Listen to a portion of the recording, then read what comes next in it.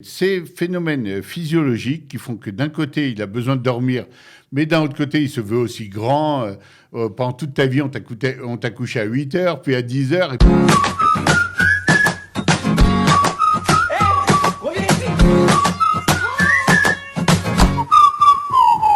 Et aujourd'hui, un thème intéressant, c'est cet enfant qui n'arrive pas à dormir comme il faut, il n'arrive pas à dormir son nombre d'heures, il est réveillé tout le temps.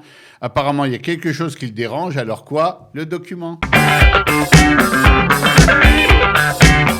Selon une récente enquête, 36% des adolescents sont somnolents pendant la journée. 99 d'entre eux ressentent chaque jour l'impact de leur manque de sommeil. C'est le cas de Louise, élève de première. Elle a dû consulter un médecin du sommeil. Je suis fatiguée toute la journée, j'ai du mal à me concentrer, je suis très souvent attirée par d'autres choses. Je peux pas vraiment me concentrer sur une chose et la faire en continu. En cours, c'est difficile, j'ai du mal à retenir. Johanna, bonjour. Bonjour Bernard. Vous arrivez à dormir, vous?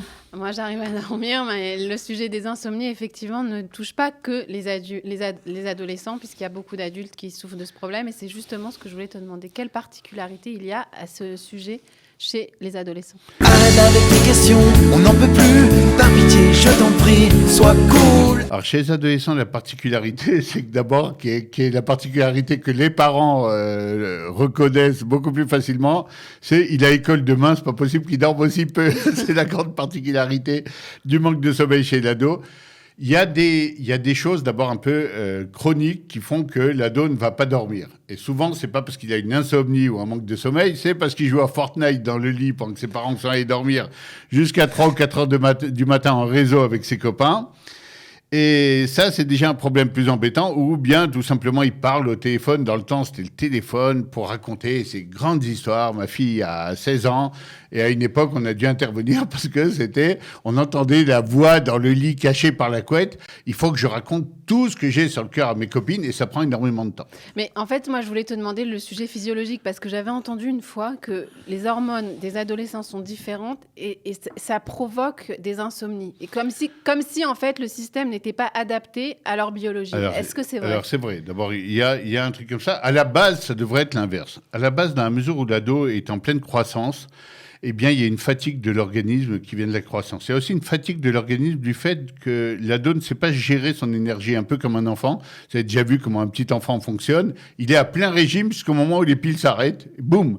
Et vous avez l'enfant qui est en train de courir, puis il s'assoit, il dit « Maman, j'ai envie de dormir ». Et hop, les piles sont terminées. L'ado gère un petit peu mieux, mais pas encore comme l'adulte. C'est-à-dire, très souvent, il va avoir une déperdition d'énergie, il est à fond dans les trucs, il joue à fond dans son sport, il joue à fond. Et puis, au bout d'un moment, il se dit, mais je vais pas aller dormir à 8 heures du soir, etc. Donc, il va calmer un peu le jeu, et puis, hop, puis il se reprend. Et puis, d'un coup, il arrive à minuit et 1 heure du matin, en pleine forme. Il n'arrive pas bien à gérer. Ces phénomènes physiologiques qui font que d'un côté, il a besoin de dormir, mais d'un autre côté, il se veut aussi grand. Pendant toute ta vie, on t'a couché à 8 heures, puis à 10 heures, et puis grand, ça veut dire j'ai pas de... Ça va être l'âge d'ailleurs dans lequel l'ado veut passer des nuits blanches pour montrer qu'il est capable de tenir, comme des adultes. Il a entendu parler des nuits blanches, il n'a pas encore touché à ce concept parce qu'on l'attend toujours au tournant, on lui reproche de dormir des fois jusqu'à 10 heures et 11 heures, donc...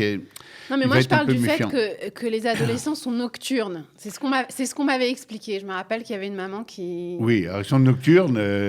Si vous êtes des parents un peu conscients, non, ils ne sont pas nocturnes et pas nocturnes tout le temps. Ils ont l'école le lendemain, effectivement. Nocturnes hormonalement, c'est ça que je me disais. Alors, hormonalement, peut-être que oui, le mais ils sont système aussi n'est pas adapté, et noctambules. donc c'est pas forcément de l'insomnie, c'est ça. C'est vrai qu'aujourd'hui, on progresse. On s'est rendu compte aussi qu'on avait des moments de forme de la journée, etc. Il y a un tas de recherches qui est faite pour montrer comment on fonctionne au niveau de la forme, Birlad, même sur un mois. C'est vrai que les caractéristiques un peu physiologiques du sommeil, etc., je vous conseillerais de bonnes lectures. Il y a des ouvrages très, très intéressants aujourd'hui de neurologues, etc., qui se sont penchés sur ces questions et qui vous apprennent plein de choses. Mais d'un autre côté, il faut savoir que ce n'est pas uniforme. Ce n'est pas tous les ados. Et ça va être une erreur d'ailleurs de beaucoup de parents de toujours croire qu'il y a un modèle. Même chez les petits-enfants. Mon enfant, non, les enfants, ils ont besoin de dormir 10 heures ou 12 heures, je l'ai lu. Ouais, ben, t'as un enfant, il a besoin de dormir 8 heures. Lui, après 8 heures, tu ne peux plus le tenir dans le lit. Alors, ne va pas t'accrocher non plus. Ce qui est plus inquiétant pour moi, Parce que le reste, on peut l'apprendre effectivement et lire. Ce qui est plus inquiétant, c'est ces nouveaux phénomènes dont je vous parlais et qui sont de plus en plus répandus d'enfants qui ont fait bien leurs devoirs, qui ont fait ce qu'il fallait, et puis qui arrivent au lit et qui ont besoin aujourd'hui, parce que l'addiction, même à des jeux, etc., est devenue... Mais c'est déjà un autre sujet, non, l'addiction aux écrans. Non, parce que là, on touche à l'enfant qui dort mal, et c'est un problème, parce que vous à la base, vous ne savez pas, moi j'ai connu 2 jeunes dans mon mouvement de jeunesse qui avaient de gros problèmes de sommeil. La mère voulait les amener chez un spécialiste du sommeil, une clinique du sommeil, alors qu'après 3 questions, on s'est aperçu qu'ils jouaient à Fortnite jusqu'à 5 h du matin. Donc c'est bien, le spécialiste du sommeil, il ne va pas aider beaucoup.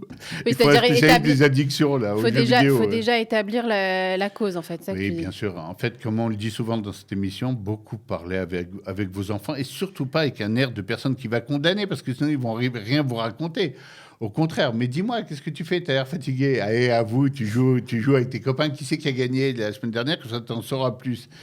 Des fois, c'est un peu démagogique, mais il ne faut pas hésiter à prêcher le faux pour savoir le vrai, des fois, ou taper à côté, ou attaquer sur un truc beaucoup plus grave, histoire que le gosse t'avoue avec joie qu'il joue à Fortnite. Tu dis, mais qu'est-ce que vous faites le soir? Vous lancez des trucs sur les voisins la nuit ou quoi? Il dit, pas du tout. Non, c'est plus calme. On joue un peu à Fortnite. Mais c'est un truc dont il va falloir s'occuper. Effectivement, ce n'est pas l'émission ici des addictions, etc. Mais c'est un truc qui, aujourd'hui, si vous voyez chez les jeunes ados, c'est une grosse partie des problèmes de sommeil. L'autre partie, qu'on n'a pas traitée, qu'on n'a pas vue encore, c'est effectivement la partie un peu angoisse. Peur du lendemain, peur des examens, peur des études. Un stress qui c'est peut-être lié, d'ailleurs. Fait battre le cœur. Alors...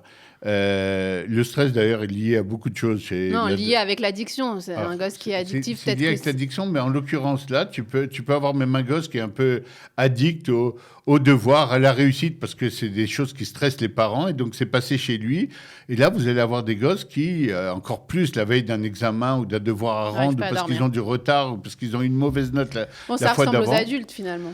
Ça ressemble un peu aux adultes à ce niveau-là, effectivement. Les adultes vont avoir moins l'histoire des jeux. On parle comme si c'était des extraterrestres. Ça des ressemble jeux vidéo. aux adultes. Non, mais c'est des caractéristiques différentes quand même, malgré tout, spécifiques, auxquelles il faut faire attention. Le stress scolaire, etc., va être une des causes importantes. À côté de ça, il y a un autre stress, effectivement. Ma petite amie est en train de parler en journée avec un autre garçon. Des trucs qui pèsent très, très lourd dans la conscience d'un ado au jour le jour. Mes parents sont divorcés, je dois passer d'un à l'autre. C'est un truc, une cause de manque de sommeil assez énorme chez des enfants qui doivent bouger géographiquement tout le temps, etc.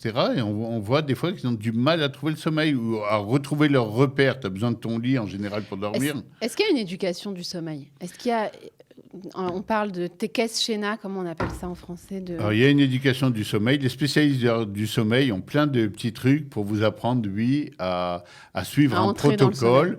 Et ensuite, ton corps s'habitue à tous les protocoles. Vous savez que si vous faites la sieste l'après-midi à 4 heures tous les jours, ou à 2 heures, la petite 2-4, eh ben, vous allez voir que vous allez être entraîné naturellement. Votre corps va prendre l'habitude et à 2 heures, il vous appelle en disant c'est l'heure de la sieste. Et là, vous êtes fatigué, vous avez les bras qui tombent. Donc oui, il y a une éducation, ça se travaille. Il y a des spécialistes qui font ça très très bien. Non, mais moi, je ne veux pas les spécialistes, je veux les parents. Et oui, l'éducation des parents, c'est-à-dire est-ce qu'il y a des petits tuyaux que tu peux nous donner en tant que parent? Il y a des petits tuyaux, mais moi, j'ai l'habitude de ne pas rentrer sur les domaines des spécialistes. C'est-à-dire, si vous avez vraiment un enfant qui, de façon chronique, va avoir un problème avec le sommeil, allez voir un vrai spécialiste du sommeil. Peut-être qu'on lui a pas appris. Peut-être qu'on lui a pas donné les bonnes habitudes aussi, non? Ça peut aussi être... Non, parce que normalement, le sommeil, tu es fatigué, tu dors. Donc là, c'est qu'on est déjà dans quelque chose qui est pas normal. Pourquoi tu es fatigué, tu dors? Il y a aussi, dans le monde de la méditation et de l'hypnose, on parle beaucoup de se préparer à lâcher prise, à rentrer en phase de sommeil. Oui, mais normalement, le sommeil, c'est quand même, malgré tout, quelque chose de naturel. Et a priori, tu ne devrais même pas y penser, on ne devrait même pas soulever le sujet, sauf qu'il y a des gens pour qui ça ne marche pas. Et là, effectivement, ils ont intérêt à se faire aider, même par des hypnotiseurs, ou bien à faire du yoga et un tas d'exercices qui va les aider. On a pris un peu de retard, courons vite, la chose à éviter. Mais non. Donc la chose à éviter, encore une fois, d'abord, si votre enfant est stressé, etc., n'avez pas le stresser encore plus. Mais pourquoi tu dors pas? Qu'est-ce que t'as? Mais je comprends pas. Mais dors.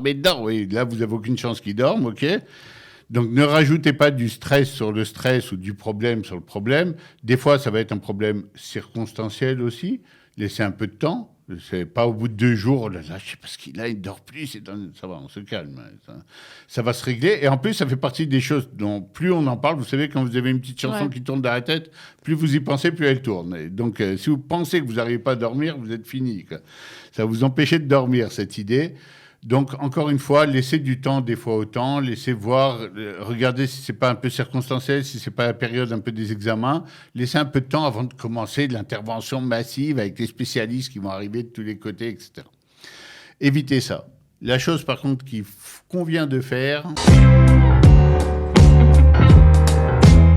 Alors, qu'est-ce qu'on a retenu? Qu'est-ce qui convient de faire? Moi, j'aurais dit, je sais pas si ça va te plaire, mais j'aurais dit que la méditation et l'hypnose, c'est pas que pour les gens qui ont des problèmes, c'est des habitudes aussi à acquérir, à apprendre à mettre nos sujets. Il nous reste une minute, je propose même un exercice. Suivez-moi, les frères. Non, je suis assez pour, moi. Je veux dire... je sais pas si t'as peut-être un autre tuyau. Non, moi j'ai un tuyau, mais à ne pas suivre, voilà. C'est dommage, on a dépassé.